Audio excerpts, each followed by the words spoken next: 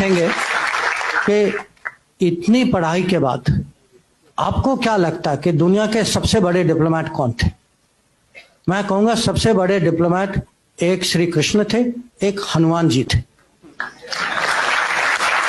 नहीं, और बहुत सीरियस उत्तर दे रहा हूं मैं आपको कि अगर आप उनको कूटनीति के परिप्रेक्ष्य से देखें कि किस सिचुएशन में थे, उनको मिशन क्या दिया गया था, किस तरीके से उन्होंने हैंडल किया था।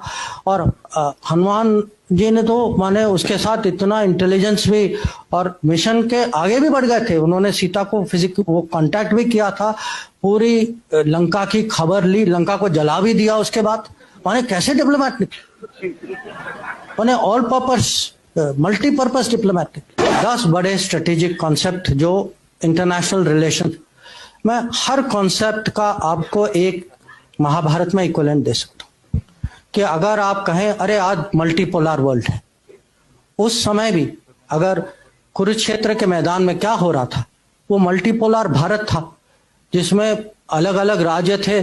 सबको कहा गया कि आप उनके साथ हैं, मेरे साथ हैं। 1-2 नॉन अलाइन निकले बीच, जैसे बलराम थे या रुक्मा थे। या अब हम कहते हैं कि ग्लोबलाइज दुनिया है, इंटरडिपेंडेंस है, हम सब पे ये बाधाएं हैं, कंस्ट्रेंट। अर्जुन की दुविधा क्या थी?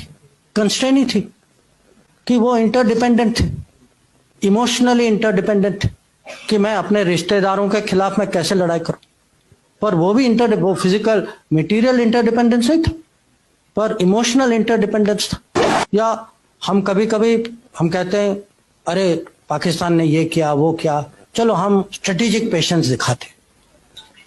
स्ट्रेटेजिक पेशेंस का सबसे अच्छा उदाहरण जो है वो कृष्ण भगवान जिस तरीके से उन्होंने शिशुपाल को हैंडल किया कि 100 बार उन्होंने क्षमा किया, 100 बार। उसके बाद आपको पता है उन्होंने क्या किया। या आजकल ये टर्म आया है रूल्स बेस्ड ऑर्डर, कि एक मर्यादा होती है देशों के बीच में, जो राजनीति में, कि आपस में कुछ ऐसे कानून होते हैं, कुछ रूल्स होते हैं।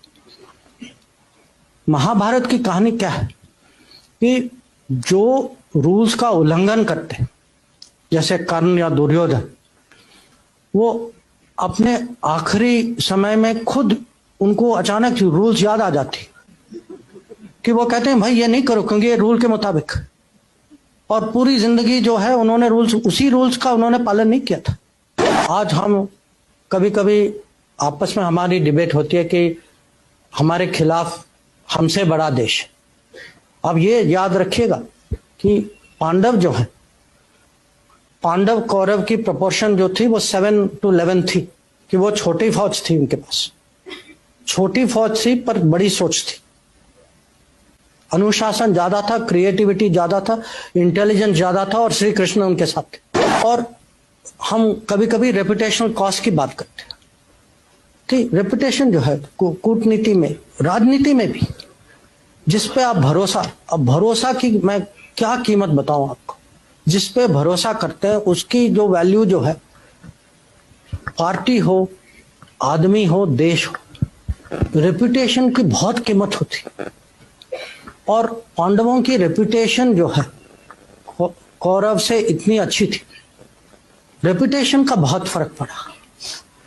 और कभी कभी ये भी है कि जो बड़े गोल, जो लार्जर गुड के लिए कभी लोगों को माने टैक्टिकल एडजस्टमेंट करना पड़ता है। और ये भी इसके बहुत उदाहरण, जो युधिष्ठिर ने अश्वत्थामा के बारे में कहा, अब स्ट्रेटेजिक डिसेप्शन, जो जब कृष्ण भगवान ने सूर्यास्त का एक किस्म से इल्यूजन क्रिएट किया तो जयद्रथ को लगा कि वो बच गए। हम जो हैं इतनी माने आसानी से ये शब्द लेते हैं, Trojan horse, Achilles heel, Gordian knot. अब ये कहां से आते हैं ये शब्द? किसी और के कथा से आते हैं। अब मुझे उससे कोई दुश्मनी नहीं है, मैं भी वही कथा पढ़ता हूं, मुझे भी उसमें रुचि है।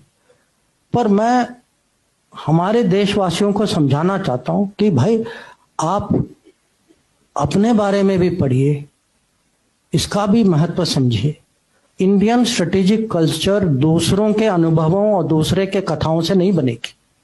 इंडियन स्ट्रेटेजिक कल्चर इंडिया के एपिक से बनेगी।